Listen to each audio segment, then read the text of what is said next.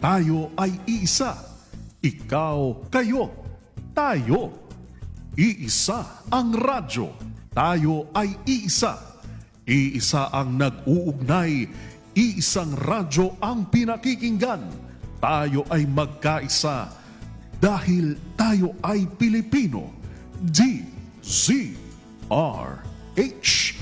87 tayo. Saan ka man sa mundo, tayo iisa. Tayo Pilipino.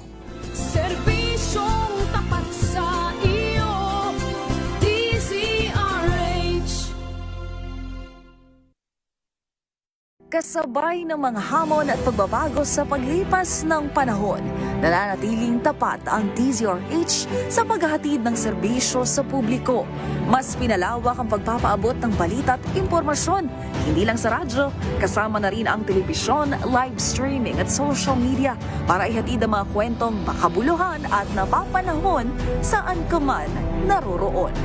Mula noon hanggang ngayon, mananatiling kaagapay mo ang DZRH, naninindigan sa paghahatid ng katotohanan at sa paglaban sa patuloy na pagkalat ng disinformasyon at sa pagyakap sa makabagong teknolohiya at sa patuloy na pagsulat ng kasaysayan, mananatiling kasama mo ang DZRH saan ka man sa mundo.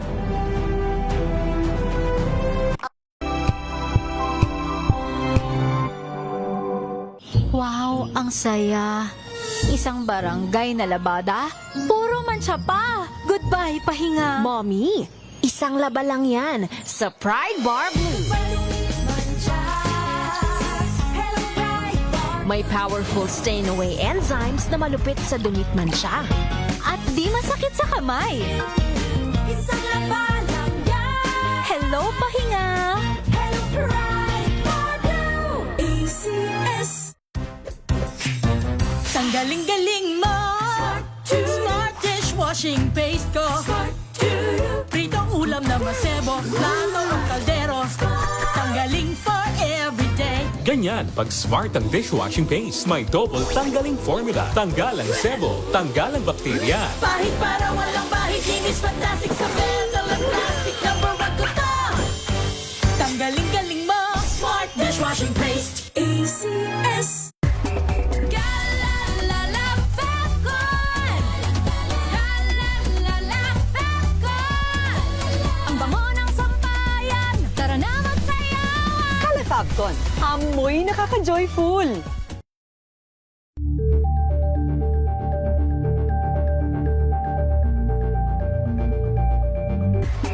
Galalala Falcon.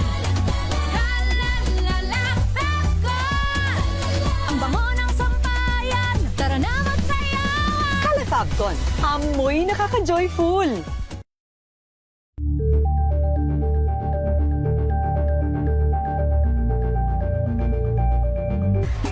Galalala Falcon. Galalala Falcon. Ang bango ng sampayan. Tara na magsayawan. Calefabcon, amoy nakaka-joyful.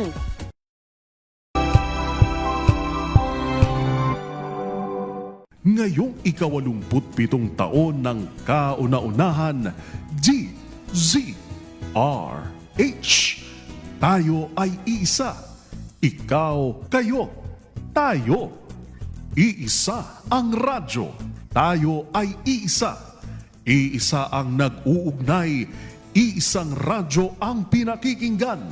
Tayo ay magkaisa dahil tayo ay Pilipino. DZRH 87 tayo. Saan ka man sa mundo, tayo iisa. Tayo Pilipino. Serbisyong tapat sa iyo, DZRH. Maagang balitaan, maagang usapan sa mga issue at balita. Kasama si Kuya Angelo Palmones sa Magandang Umaga Pilipinas. Mula Lunes hanggang Biyernes. Naggabi sa lahat ng mga nanonood at nakikinig sa atin. Thank God it's Sunday. Good evening, Metro at Mega Manila. Magandang gabi Pilipinas, Metro and Mega Manila. Nas extension sa DZRH at RHTV. Samahan Sa pool, Sabado. Gabi ng misteryo ngayon pong Sabado, ano po? Mga balitang gigising sa inyong umaga. Mga balitang kailangan mong malaman. Mapapakinggan sa ACS Balita sa 2x2. Kasama sina Anthony Taberna at Jerry Baha. Lunes hanggang Biyernes.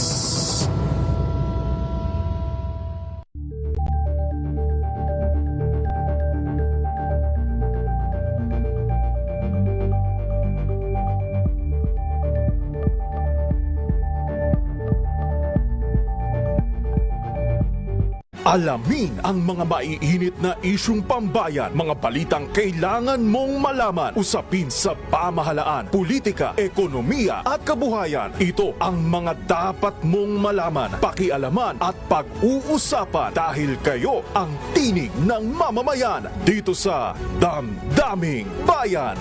Live sa DZRH Radio, DZRH TV at DZRH Digital. Kasama sina Lakay, Deo Macalma at Elaine Apit. Araw-araw, Lunes hanggang Biyernes. Damdaming Bayan.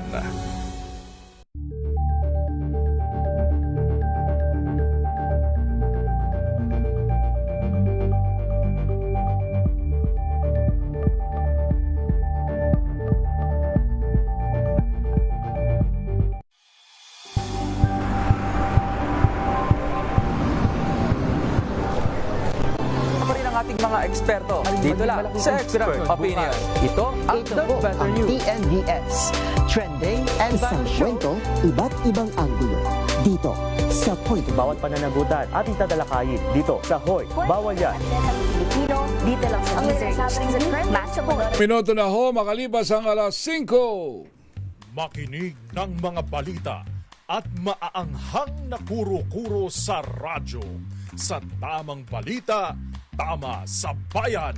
Tambayan with Raymond Danpaas at Romel Fuertes sa paghahatid ng tamang balita at talakayan sa Tambayan.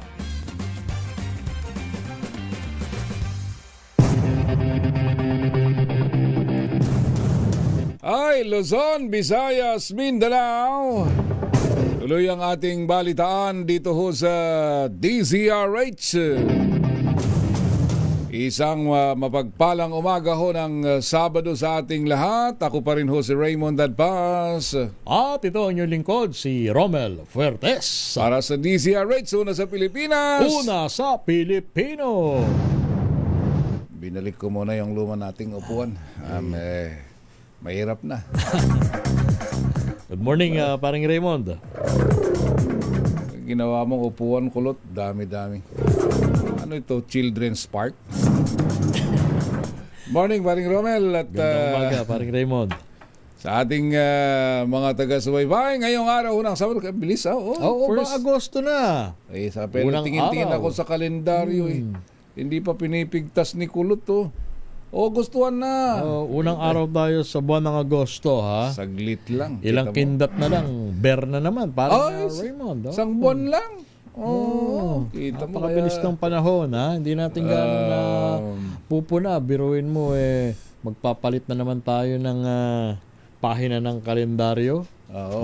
Wala pa rin. Napakarami kasing napakarami mga controversial na issue kasi paring Raymond kaya pati yung pati yung taas sahod na minsan lang makarinig tayo ng ganyang kalaking taas sahod pina-TRO pa. Ano ba yan? Yan ang sinasabi ko kanina paring Romel Alam mo yung ganun, pagdating sa issue ng sahod, para tayong dumadaan sa hindi maintindihang... para tayo namamana sa gabi. Hindi, buti pa yung namamana sa gabi. Talagang pag hindi gumalaw yung isda, makakadali ka Ito nga sabi ko, yung kasabihan ng mga nakatatanda sa atin, na para tayong daig pa yung humuhugot ng bayawak sa lungga. Hindi naman yung suntok sa buwan. Almost. Hindi, medyo may ano naman ng konti. Pero halos ganun na rin eh. Kasi nandyan na eh. Ang masakit nun, paring Raymond, napakatagal ng paghihintay ng mga manggagawa para dito sa adjustment ng sahod. Tapos nung ibinigay na, binawi naman sa pamagitan ng TRO na pornada. Ewan ko sa mga nangyayaring ito. Kung sabagay, in fairness naman kay Labor Secretary at dating Senador Tolentino, ginawa naman niya ang nararapat. Kailangan nga lamang talagang meron pang nagpetisyon sa hukuman. Confident naman sila na maipagtatanggol. Pero siyempre, ang ano na to nasa kamay na yan ng Office of the Solicitor General. Pero knowing yung ating Solgen, si Ma'am Berberabe, Darlene Berberabe, siguradong ano yan. Kayang-kaya niyang ipagtanggol ang karapatan ng mga manggagawa. Kasi hindi na hudoli ang haharap doon. Yes. Ang OSG, Office of the Solicitor General na ang haharap doon sa Pasig. Biro, parang Raymond, yung nagpetisyon. Isa doon sa dalawang nagpetisyon, R2 Builders. Grabe itong si R2, ano? Napaka nung sa laki ng kanyang kinita at kinikita, talagang ayaw. Ayaw mabawasan? Ayaw mabawasan. Kaya nga nagkakatanungan kahapon, ano ba to, yung anak o yung ama? Hindi, pag sa Arto, yung tatay. Pag Northport, yung anak. Sino nga uli, parang Raymond, na may-ari ng Arto Builders? Ay di si Ginoong Regis Romero. Ayan. Yung makasaysayan ng buhay. Pag marinig mo yung pangalan niyan, minsan nung kami inimbitahan ni Congressman Baham Mitra ng Palawan, punta kami ng Dos Palmas, napag-uusapan yung pangalan niya dun. Yun ba yung kaso ng siya ay dinukot?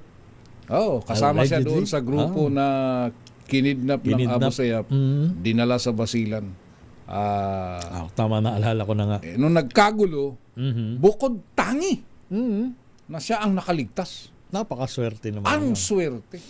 Saka kasi during that time, kasagsagan talaga ng kalupitan ng Abu Sayyaf. Di ba? Kung hindi ka magbigay ng ransom, wala. Either dedo ka. Pugot ulo pa. Di ba? Pagka minamalas-malas ka. Yung gaya ng Amerikanong isa sa mga... Pero talagang bukod tangi siyang nakaligtas nung nagkagulo sa ospital. Nakaligtas. Kaya umugong yung mga bali-balita na magkano kaya ang siyempre, pera nga pinakawalan, hindi ba? Sabi nga ni Attorney No Case nung nabubuhay pa, there must be something that cannot be cannot denied. be denied.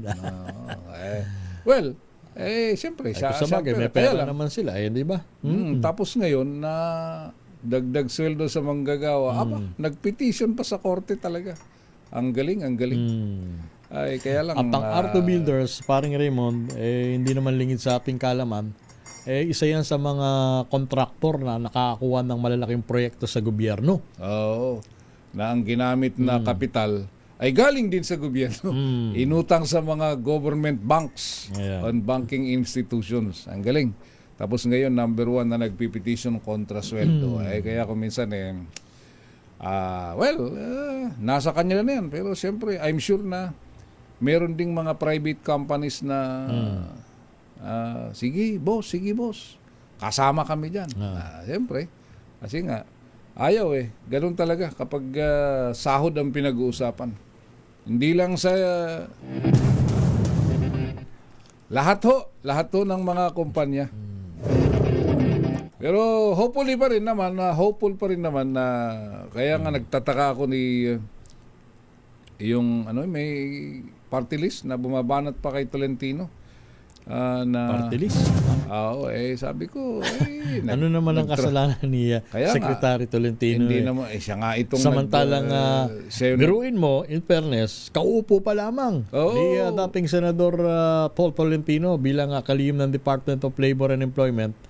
At yun agad ang ginawa niyang prioridad. Ma-adjust ang sahod ng mga manggagawa. Meron pa pala pumupuna? Meron. Talaga naman May pabibong isa. Ano ba kayo dyan, ha? May pabibong isang party list. Pero let it be.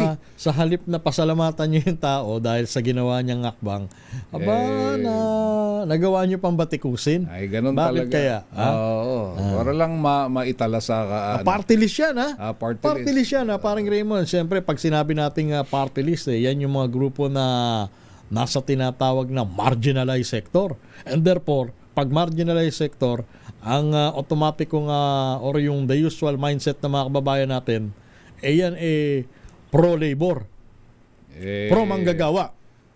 Kasi marginalized sector Hindi naman lahat ng party list marginalized. Yun lang. Sa bagay, yung iba talagang marginalized sila. Sila yung marginalized dahil malayo sila sa katotohanan. Malayo sila doon sa sakop ng mga lehitimong party list. Mga sektor na sinasabi nilang kinakatawa nila. But anyway, hopeful pa rin naman tayo na by kapag naipagtanggol sa korte yan at mababawi din naman eventually yung temporary restraining hopefully, order sana, parang Raymond. Kasi nga, ang system nito, RTC. Iniisip ko na kung sakaling magkaroon ng TRO, either CA or RTC, sa diba? Supreme Court. Malamang ang kukwestiyonin dyan yung technicality. Yun na nga. Hopefully, I don't know, pero sana naman maging totoo yung narinig natin na hindi dapat itini-TRO ang isang wage order na kahalintulad ng ipinalabas ng Department of Labor and Employment. In the meantime, sa susunod hong linggo, doon sa nakasubaybay sa usaping impeachment, mga taga-Commission on Audit ang ipipresenta ng panig ng prosecution. Dalawa yung taga COA, then isa ay taga House of Representative Legislative Records. Yung tatlo na kanilang ipinasubpina. Yan ay kaugnay pa rin doon sa reklamo ng di umano'y hindi may paliwanag na yaman ni VP Sara Duterte at ng kanyang mister na si Atty. Mans Carpio. At saka in fairness yung mga government agencies just like Bureau of Internal Revenue at saka ng Anti-Money Laundering Council at saka yung mga bangko nagsumiti na ng kanilang mga bank records at tax records sa impeachment court. So nasa custody na ng impeachment court yung mga tinutukoy mong dokumento. At as of kahapon ay nag-iimbentaryo yung korte kung ano-ano itong laman na ito bago nila ito ipresenta sa impeachment court sa Lunes. So ayan dahil after na mag-issue ng authority ang Office of the President para ilabas yung mga bank or tax records ni Vice President Sara Duterte. Wala hong kaibahan ito doon sa ginawa dati ni dating Pangulong Noynoy Aquino sa panahon na nakasalang sa impeachment trial si dating Chief Justice Renato Corona Jr. Naglabas din ng authority ang Office of the President noon kaya't nailabas ang mga tax record ni dating Chief Justice Renato Corona. Kasi sa una, parang Raymond, kini-question yung hakbang dahil maaaring lumabag daw ito sa batas, bank secrecy law. Pero with the exemption na pag ang usapin ay nasa impeachment trial. Impeachment trial at may authority from the Office of the President. So para man mabigyan naman ng kahit paano protection itong mga nasa Bureau of Internal Revenue. Kaya yung controversial na box na galing sa House of Representatives na dinala sa impeachment court ay naibinalik sa BIR ay bumalik na. Ibinalik ulit sa impeachment court. May mga nagsasabi may tutulad daw yung kahon sa Pandora's box. Tama ba, Maring Raymond? Ganun yung mga... Kung kayo ay pamilyar sa subject nyo no, na Greek mythology. Pandora's Box. Sabi nga, di ba, tinututulan yan na kaya nga ayaw Bakit ipresenta. kaya tinututulan na mabuksan ang kahon? Siyempre, alam na natin kung anong... Kasi, dito kasi, yung paliwanag ng mga abogado dyan, paring Romel, malaki ang kaibhan ng isang testigo at saka ng dokumento. Yung testigo, pwedeng magbago ang statement. Pero yung dokumento, hindi mo pwedeng baliin yun. Kung sa ano yung salita, hindi nagsisinungaling ang ebidensya. Kung ano yung nakalista doon, yun na yun. Di ba? Unlike sa isang witness na pwedeng ma-impluwensyahan, pwede mong ipihit, pabor o kontra. Yun ang sinasabi nila. Pero once na nagpresenta ka ng mga official bank records, official tax record, hindi pwedeng baliin. Yun din ang nasa record yun. Yun ang hindi ko yun makalimutan dahil yun ang doon na diin si dating Supreme Court Chief Justice Renato Corona Jr. Kahit balikan ninyo yung record nun, nung ang haba-haba nung decision na binasa ni noon ay Senate President Juan Ponce Enrile at Jr. yung decision na yun. At ang tanong naman, parang Raymond, ng mga karaniwan nating tulad tayo, hindi tayo mga abogado, mga karaniwan tao tayo, ang madalas na itinatanong tungkol doon sa mahiwagang kahon. Dahil una nga, di ba, tinututulan ng depensa. Ngayon, ang tanong ng mga karaniwan tao, ano naman ang ikatatakot mo kung wala ka namang ikinukubli? Yun yung karaniwang mindset ng mga ordinaryong tao. Yun na nga. At dito sana mangyayari ito ay makikita na doon kung alin ba talaga at papaano yan i-interpret. Kasi naman, totoo din naman. Kasi simulat sa pool, laging ang sinasabi ng Vice Presidente ay we are ready for a bloodbath. Di ba? Ibig sabihin, handa. Hindi yung... Handang sumabak sa digmaan. Anong klaseng digmaan. So, ayun, ito na. So, nakahanda silang... tapos, di ba, nung una nga, nag-file pa ng kung ano-anong petition. Well, karapatan ng mga abogado yun. Pero, totoo din naman na kung talaga wala kang ikatatakot. Kung minsan nga, yung iba nga... Di ba? In fairness, may mga nagsasalita, nag-offer sila ng waiver. Waiver. Ika, sige, pirma. Ito na yung buksan nyo. Kung may makita kayo, inyo. Wala akong itinatago. Sa isang banda, parang Raymond, kung tutuusin, magiging paborable pa rin Magiging paborable rin kila Vice President Sara Duterte Kasi may didepensa nila yung sarili nila pag once na halimbawa wala namang itinatago. Magiging vindicated sila. Ayan napatunayan ninyo na wala kaming tinatago. Pabor. Pabor, hindi ba? Ngayon, at may didepensa nila yung sarili nila sa tamang forum. Yun naman ang hiningi. Tamang forum. Ang Senate daw ang tamang forum. Well, ngayon, kung pananatilihin mo na wag buksan yan, ang hanging question, bakit ayaw mo pabuksan? Pero the way it looks, diba? Mukhang mabubuksan naman na dahil nasa custody na ho ng impeachment court. Ang aantayin na lang natin yan kung paano yung presentation. Kasi kung minsan kahit na may matibay na ebidensya, kung hindi naman maayos yung pagkakapresenta, baka maunsyami. Yes. Siyempre, pinaghahandaan din yan ng kanyang mga abogado. Siyempre, dahil karapatan nga nila yun. Dahil bilang mga taga-depensa.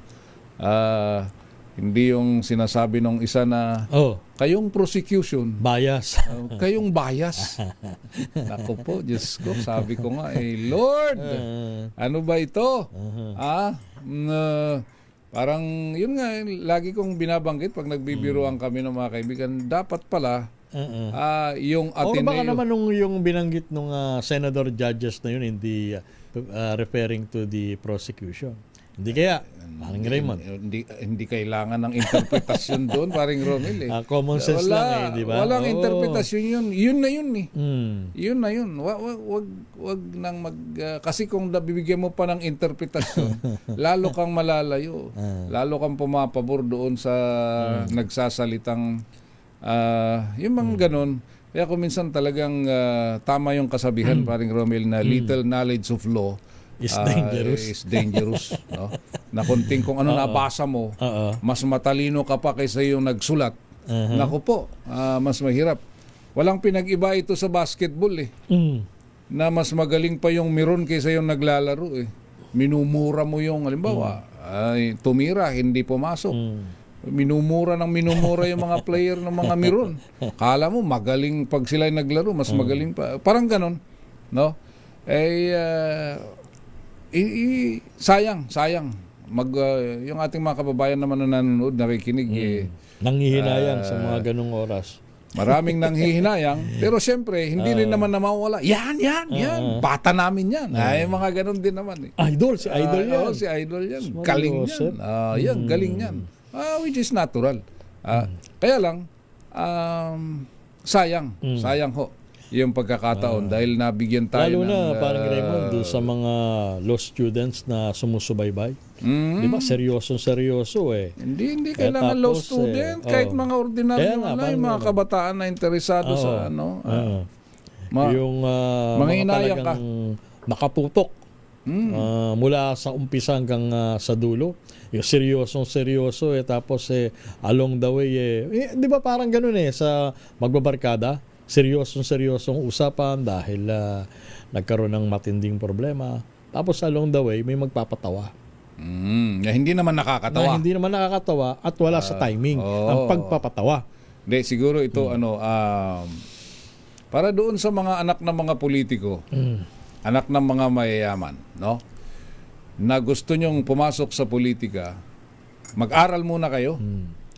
Dahil number 1 yun, requirement dapat. Hindi naman gala sa Senado, yung mga abogado dyan ay pinagyayabang na sila yung mga abogado. Hindi naman kailangan maging abogado ka para maging senador. Pero kailangan pa paano? Medyo mamili naman tayo kasi tayo, sinasabi natin sa ating mga anak, ito lang ang maipapamana ko sa iyo. Edukasyon. Mag-aral ka ng mabuti. Para kung ano man ang mararating mo, meron kang lilingunin at saka may sarili kang yabang, di ba? Minsan yung mga kung sino pa yung mga akala mo pelikula pa rin Hindi iba ang pelikula sa totoong buhay. Di ba? Yun ang sistema natin. Ang binabanggit ko, ba't kailangan mag-aral? Siyempre, para pag nakatapos ka, yun ang sistema natin, whether we like it or not. Kahit pa paano, hahanapan ka pa rin siyempre yung pang-intindi mo, iba. Tapos pagdating doon, parang ikaw pa yung siga. Ay, nako. Kamusta naman, parang Raymond? Kamusta naman kaya yung mga bumoto sa kanya at patuloy na naniniwala sa kanya? Marami pa rin. Kaya nga di ba, sa survey, sabi nila number 1 pa din daw. At number 2 sa Vice Presidential. Kaya wag tayong magsisihan. Kung tapos sabi nung Vice Presidente, may interview siya doon sa Netherlands. Ang hina daw ng sistema natin sa Pilipinas. Kaya nga sila nahalal Sabi naman ng iba. Di ba? Ngayon, kung gusto natin ng patuloy na ganyan, ay nasa sa atin ho. Ito ang binabanggit ko ito dahil ang dami hong mga anak ng mga politiko, paring Romel, na nalalagay din sa pwesto ngayon. Hindi rin naghahanda. Dapat maghanda rin kayo. Kumbaga, ang pinaghahandaan lang yung mamanahin na impluwensya ng kanilang mga magulang. Pero kung dapat, maghanda ka rin. Magkatapos ka ng pag-aaral, in fairness, yung iba talagang ipinupursige after nagmasteral, nagdoktoral pa nga yung iba. Yung abogado, hindi lang nakontento, nagmasteral pa at nag-aral pa. Yung iba naman, kontento na sa kasikatan ng kanilang mga magulang. May hangganan yun. Kaya nga, yung katuwiran nila, number 1 pa rin si tatay at nanay sa survey. Wala pa rin lumalaban sa amin. Pag ibinangga ka sa katotohanan, doon ho kayo malalaglag. Binabanggit natin ito para yung mga ibang bata dyan na nakikinig. Pwede naman pala Baka sabihin nila, hindi ho, may exemption lagi sa ganong mga bagay. At alalahanin natin, kulang na lang ng 2 taon. Tama ba? At eleksyon na naman. Hindi ba? Kaya ngayon pa lang, magsuri na tayo. Yung pagkakamali natin nung nakalipas na eleksyon, wag natin ulitin. Sana nga. Ngayon, obviously, nararamdaman natin kung saan tayo nagkamali. Kalokohan yung manhid ka pagka hindi mo naramdaman na one way or the other, nagkamali tayo sa pagpili, pagboto sa tao na ito. Wala tayong pinapangalanan. Pero yun ang totoo Yung iba, wala. Natutuwa yung iba, pikit mata na lang, parang Raymond. In the meantime, yung mga nagtatanong, kumusta ang lagay ng ating panahon? DZRH Weather Bulletin. Mula sa Pag-asa DOST, si Miss Veronica Torres. Good morning! Good morning, Miss Veronica. Good morning din po sa inyo dyan at sa ating mga taga-subaybay sa DZRH. Kayong araw nga, may low pressure area tayong minomonitor sa loob ng ating Philippine Area of Responsibility. Kanina alas 3 ng madaling araw, hulitong namataan sa layong 960 km silangan ng southeastern Luzon. Itong low pressure area na ito, nananatiling mababa ang tsansa na maging isang ganap na bagyo, gayon pa man ay wala naman direct na epekto sa bansa. Pero yung kanyang trough extension ang nagpapaulan sa Bicol Region, sa Eastern Visayas, Central Visayas, Quezon at Marinduque.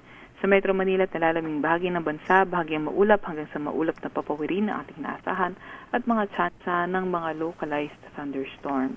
Wala naman tayong gale warning sa kahit anong dagat baybayin ng ating bansa. At yan nga muna pinakahuli sa ating... Miss Veronica, yes. yung ganitong ulan-ulan up till when? Hanggang kailan itong naranasan natin dito, especially dito sa Metro Manila? Opo, sa ngayon naman, inaasahan pa din kasi natin na ngayong araw ay yung mga thunderstorm mostly hapon. Pero sa mga susunod na araw kasi ay posible naman na pag nanumbalik muli yung epekto ng southwest monsoon ay posibleng mas maging madalas yung mga paulan sa around Metro Manila. Yung nakikita natin sa satellite image na yan sa bandang Pacific area, malayo pa ito? Malayo pa naman ito sa ating Philippine Area of Responsibility, yung tropical cyclone na may international name na Dolphin. So once na ito ay pumasok sa ating information domain, tropical cyclone information domain, ay doon na tayo maglalabas ng mga updates sa ating public weather forecast. Since malayo po kasi, marami pa pong pwedeng magbago sa tinatahak nitong landas. Alright. Pumasok na, Miss Veronica, ang buwan ng Agosto. Ilang bagyo ang ating inaasahan?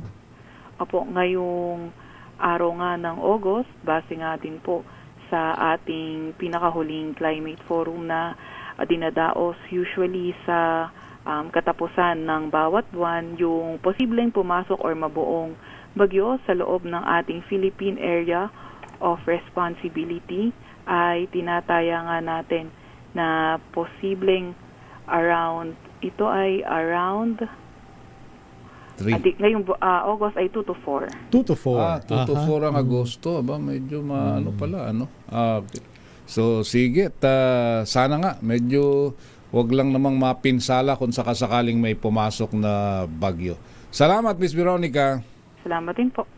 Mga kaibigan, Veronica Torres mula sa Pag-asa DOST. DZRH Weather Bulletin. Nagatid sa ating oras na 5:33 ng umaga. Tamang balita at talakayan sa Tambayan.